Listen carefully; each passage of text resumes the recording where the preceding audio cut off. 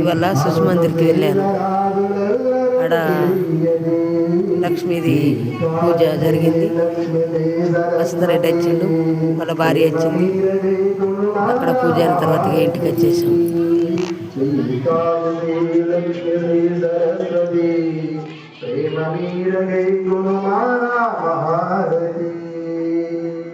सर्वमंगलमांगल्ये श्री सर्वार्थ साधिके शरण्ये त्र्यंबके देवी नारायणी नमोस्तुते महासरस्वती देवताभ्यो नमो नमः नीराजं दर्शयामि नीराजं मणियं दर्शयामि